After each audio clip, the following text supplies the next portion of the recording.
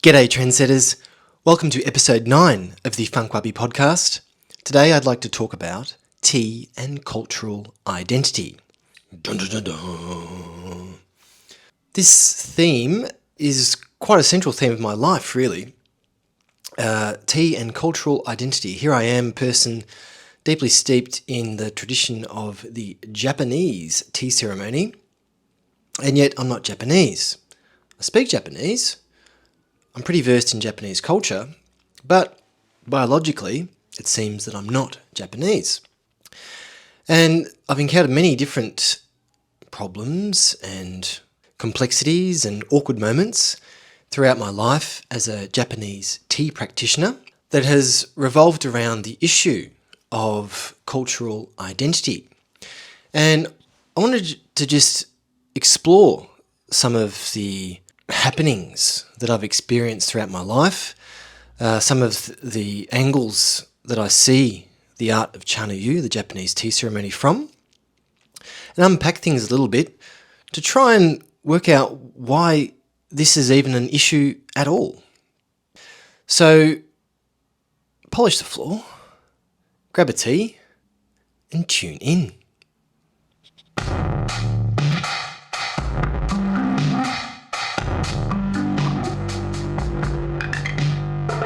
So from my standpoint, identity is quite a messy thing.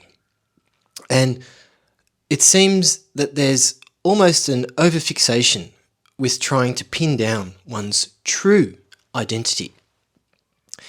And right from the get-go, one of the messages that I'd like to communicate with this podcast is that we should be very comfortable with how awkward and messy and complex our identities are, personal, cultural, and national. The puzzlement that we feel with trying to pin down what something really is, or the truth of certain matters, is a sign of maturity rather than infancy of thought, I think. So I'd like to tell some stories and pick apart some of the interesting experiences that I've had on my tea journey in order to tease out the deeper themes that are underlying the discomfort people have with cultural identity and their tea practice. So what is cultural identity? It's our sense of belonging and connectedness to a certain set of values, environment, cultural practices, and shared experiences that we have usually where we live and grow up.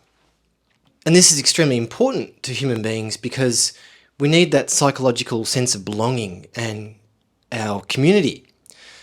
It's very hard to exist as an island on one's own. The interconnectedness with other human beings gives us a profound sense of meaning in our lives, so our cultural identity is very important in this regard. And I'll give an example of my cultural identity, and it will probably show, in my case, just how messy and complicated forming cultural identity is. I was born in a region of Australia called Gippsland, down in the south of Australia, about 2 hours from Melbourne in the state of Victoria, and I grew up in a small town called Toongabbie, belovedly known as Toontown, or the Gab. It's the home of the mighty Toongabbie Rams cricket club, and it shows that it's a shearing and farming district. There's not many inhabitants. There was only a few hundred people living there when I grew up there. There was only a small primary school or elementary school where one attends up until the age of 11 or 12 before we had to go off and travel by bus to a neighbouring larger town to pursue our secondary studies. And at my primary school, there was only ever about 80 to 120 kids at one time. I grew up playing Australian rules football, not rugby, not soccer, Australian rules football, and cricket, and other sports like basketball, badminton, tennis, golf. In the country in Australia, sport is pretty much it. As I matured into my teenage years, I started mountain bike riding up in the neighbouring mountains and bushland, and grew a deep love for eucalyptus trees and the smell of eucalyptus and the unique animals that inhabit the bushland around where I lived. My sense of humour is defined by Australian larrikinism, self-deprecation, and this is good because it sort of aligns with the sense of humility that we feel towards the imposing natural habitat of Australia, which is relentless. Like, it's pretty hard to survive in the Australian bushland without a deep knowledge of what's going on there in the environment. And this leads to a sad aspect of growing up in Australia, is that after a while, one starts to get a sense of shame about our collective history. It would be very nice to have a source of wisdom to tap into, to learn about the deeper workings of the Australian environment. But unfortunately, a lot of the Indigenous population has disappeared through the activities of colonialists and immigrants onto the Australian continent that has either directly massacred or pushed the Indigenous population out of the way. And this leads to a sense of shame and deep regret that there's a lot of work to be done to reconcile the colonial and immigrant past of Australia with the ancient past of the land. And Australia has one of the oldest Indigenous populations of any country in the world, over 60,000 years of collective wisdom, history and art and culture that has been decimated from the arrival of Europeans. And then you have my ancestry. So even though I have an Australian passport and I'm an Australian, my ancestry is Polish, German, Irish and Italian. And if you go back a few generations from my German grandmother, you have Scottish thrown in there too. So despite growing up in my natural environment of Australia, in the Southern Hemisphere, my blood and my DNA is more attuned with Europe, Poland, Germany, Italy and Ireland. Then you have the deeper beliefs of the society in which I grew up in. And Christianity provided the basically only religious beliefs around where I was. And in country Victoria, the Anglican Church and the Protestant forms of Christianity are most predominant, with quite a large Catholic population as well. My family was Catholic. I was christened a Catholic. And in primary school, when we had religious education, or RE, once a week for about 2 hours on a Friday morning, I was one of a group of 5 or 6 kids that got chucked into the computer room where we had a mighty Apple Mac, the single computer that we had in our school. And in the tiny computer room where we also stored our backpacks and lunch boxes, we crammed in to this room with a beautiful woman from a neighbouring town, a farmer, who came and shared some of the ideas of Catholicism with us, while in the other room, beside the big classroom, there was another 30 kids learning from an adherent of the Anglican Church. And I remember one experience I had when I was walking into the Morwell Village Twin Cinema. Morwell is about 20-25 minutes away from Toongabbie, and in our area, that was one of 2 places nearby that we could go and watch a movie. I can't remember what the movie was that we were going to see on that particular day, but I have a vivid memory of walking behind 2 Asian women speaking in a foreign language. And growing up in country Victoria, Australia at that time in the 80s, I had little to no contact with foreign languages. And I remember being amazed, thinking, wow, that's incredible. They're communicating with all those different sounds. It sounds amazing. I have to learn a foreign language. And at that time, I thought bilingualism was the epitome of language endeavour, and I made it my life goal to learn a foreign language. And how lucky I was that when I went to secondary school, German was offered, the language of my grandmother. And so I was very happy to pursue German studies throughout secondary school. But still, on a spiritual level, there was something that I was still craving.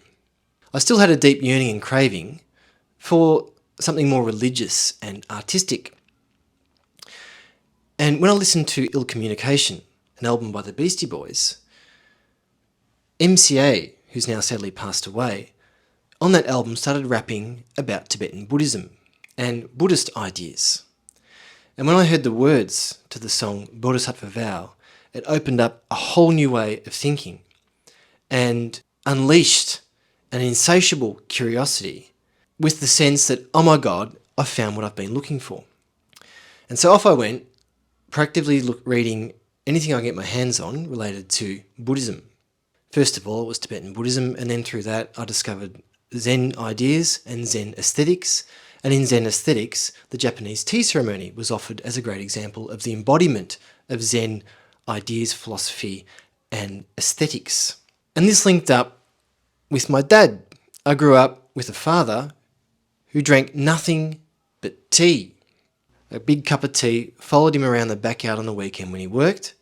He'd always be taking sips from his big mug of tea. There was always a pot of tea brewing, and there was something about my dad that had a bit of a Zen feel as well. Take it easy. Go with the flow. She'll be right. No worries. Do it tomorrow. And there was an inkling that I kind of have a sense of what this thing's about, tea and Zen, but I really want to pursue its essence and get to the core. I want to get to the source, because I think there's something of infinite value here that could really enhance my life and make me feel a deeper meaning than I ever have before. So at university, I studied Japanese. I was pretty good at it. I got a scholarship. I went to Japan. 3 weeks later, I attended my first Japanese tea ceremony, and I haven't stopped since. So what was the meaning of MCA rapping about Buddhism on the album Ill Communication? What was the meaning of my dad drinking tea? I don't know, but it might be something like, I give thanks to Shantideva and all the others for bringing down the Dharma for the sisters and brothers. Or perhaps something like,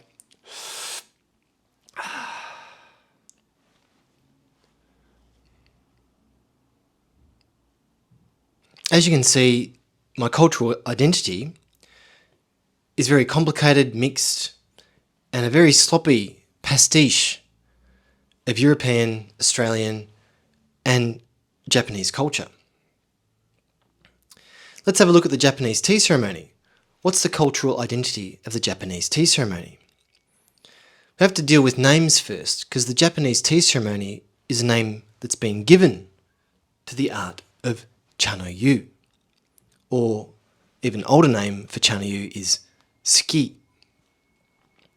But just take Chanoyu. It's polysemous. What does polysemous mean? It means it's a vague term with no defined meaning that has multiple nuances that it's hard to pin down. And you use polysemous words for things that have a very deep essence that you don't want to constrict the thing by labelling it. So Chanoyu means cha, tea, no is possessive particle, yu, hot water. Hot water for tea. So rather than calling it something like Christianity or Buddhism, branding it about a person, it's just hot water for tea. And if you take the phrase storm in a teacup, it's almost limitless about how complicated you can make something so simple as a bowl of tea.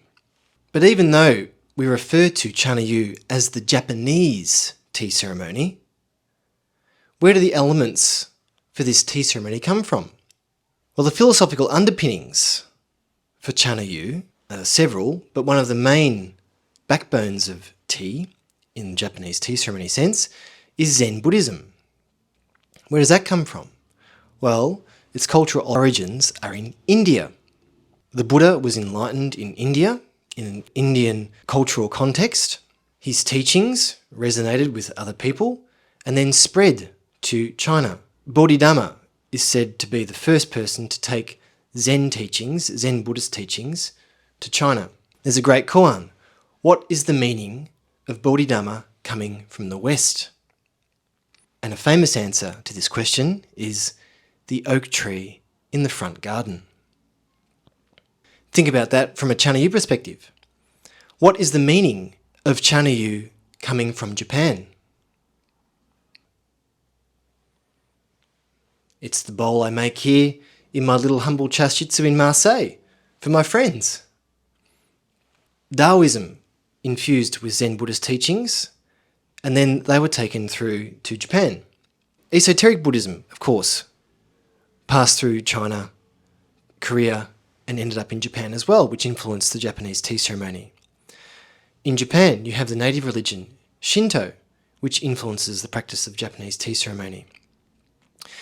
You have tea itself, which comes from China, or the Yunnan region, and then developed through the Tang and Song dynasty into a powdered form of tea, which was then introduced to Japan by the monk Myoan Eisai. The introduction of matcha into Japan with Zen Buddhism that Myoan Eisai studied in China and brought to Japan, the Rinzai school of Zen, was another deep connection and further strengthened the link that the practice of Japanese tea ceremony would have to Zen Buddhism. And then the objects used to prepare and share tea largely came from China. First of all, the famous Tenmoku tea bowls, and then with the development of Zen Buddhism and Zen aesthetics in Japan, more rustic Wabi objects were imported from Korea and also sourced domestically in Japan. And that's what manifested as the form that we now know as Wabi-cha, or Chana-yu, the Japanese tea ceremony, practiced while pursuing the aesthetic of Wabi. It's being described as like rustic simplicity, but trying to explain Wabi is a whole other endeavour in itself. And then also, right at the time, the art of tea, Japanese tea ceremony Chana-yu, was developing and forming into an art. This time coincided with the arrival of Europeans, notably Christian missionaries, and they were also merchants trading arms and whatever.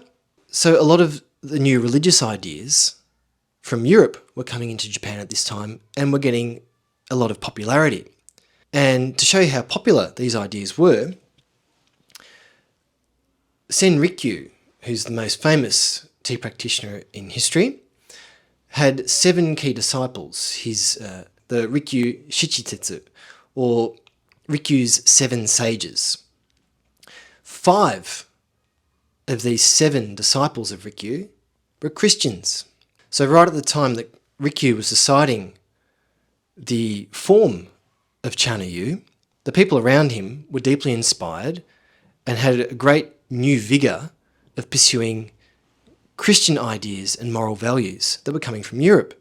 So if we take all these things into account, Chana-yu is influenced by Chinese tea, by Indian thought and metaphysics, by Chinese thought and metaphysics, Taoism, Shinto, Korean art and pottery, as well as Chinese art and pottery, and European religion, metaphysics, and of course the cultural practices that existed in Japan and the elite warrior class and merchant class society of the day. This is the 16th century. So the cultural identity of Chana-yu is a great kaleidoscopic hodgepodge of disparate cultures and ideas distilling into a one unique artistic form. So when somebody says to me or implies that there's a glass ceiling that exists, that somebody like me that doesn't have Japanese blood or DNA will never really understand what Wabi means, or will never really understand Chana-yu, I get a little confused as to what that means precisely. I'm not here to mope and moan about how other people can be a bit crap sometimes, but rather I want to turn it into something beautiful and talk about why the Japanese tea ceremony is so special and is so important to world culture. And that reason is encapsulated in the phrase Fueki Ryuko. Fueki Ryuko. Timeless tradition is ever contemporary. Fueki means timeless, timeless values like goodness, beauty, and truth. And Ryuko means literally going with the flow. So that means that timeless ideas are adaptable to our time. They manifest in different ways according to the epoch that they live in. So whereas wabi-cha was an extremely great way to express the values that were important to Japanese society at that time, i.e.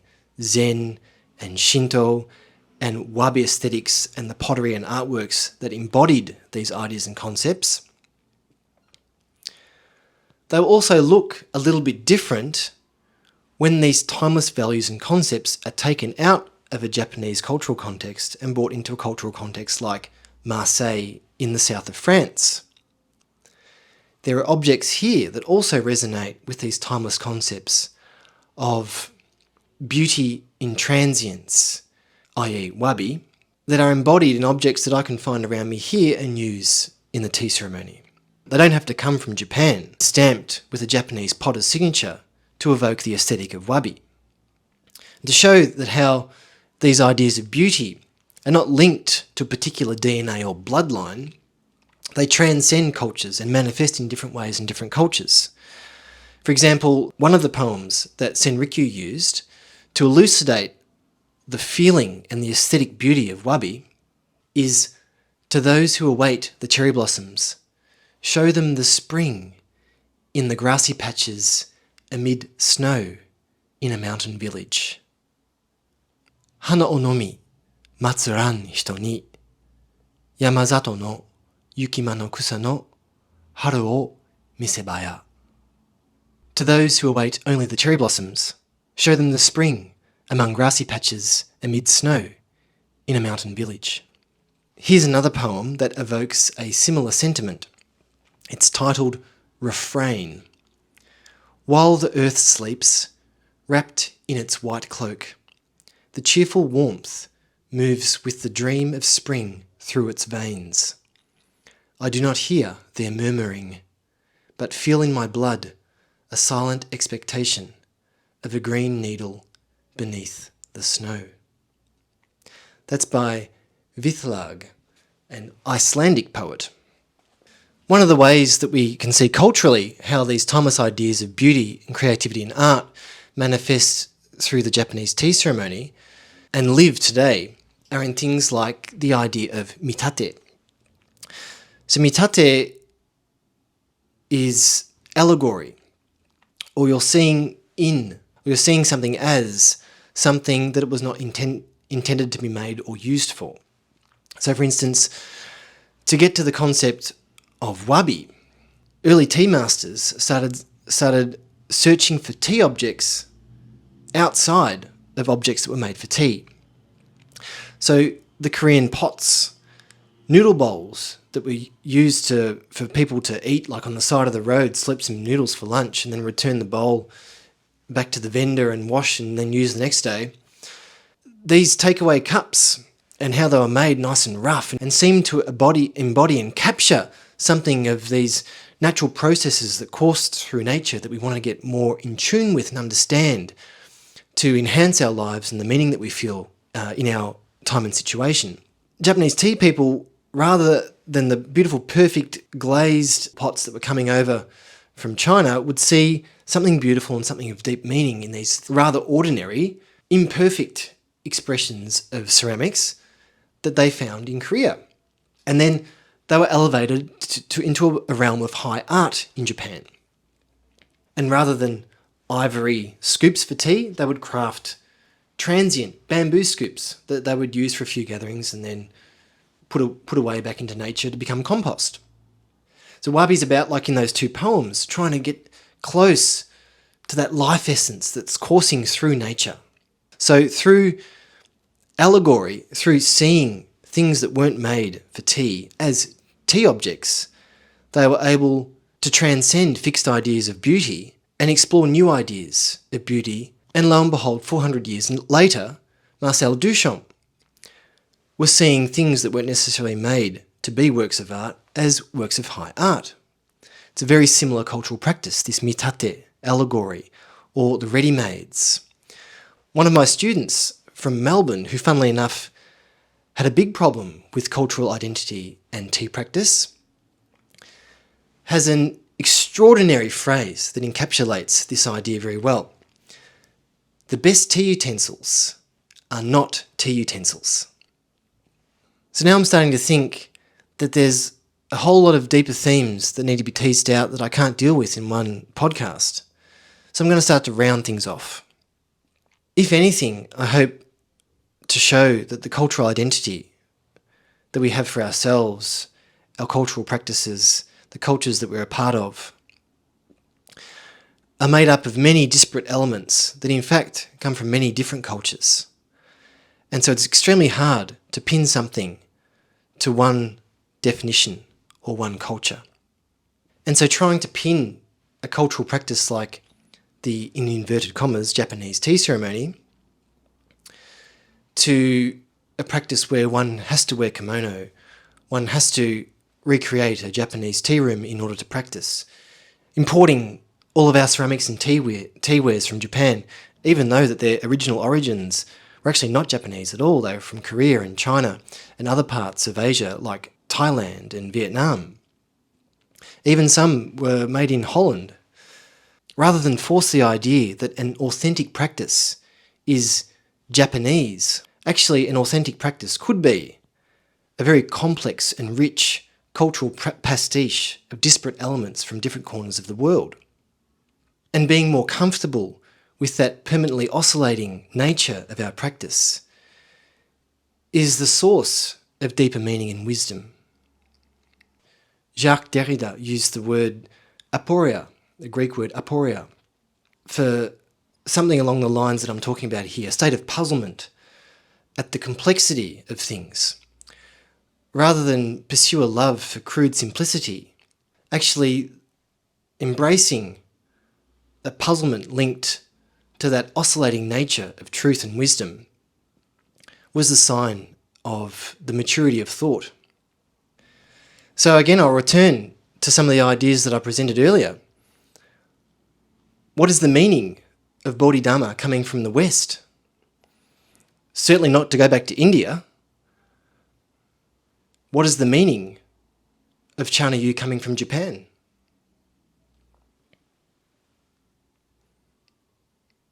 That's for us to answer in Marseille, in New York, in Melbourne, in San Francisco, in Vancouver, in Tasmania, in Buenos Aires, in Warsaw, in Toongabbie. Thanks heaps for listening. I'll revisit some of the themes that have come up through this podcast in later episodes. Be awesome if you can subscribe either free or paid to my Patreon. If you want some tea, you can grab some on my website. Get the Pearl Among the Clouds book. If you're interested in learning Chana-yu, send me a message via my website and rock the tea house.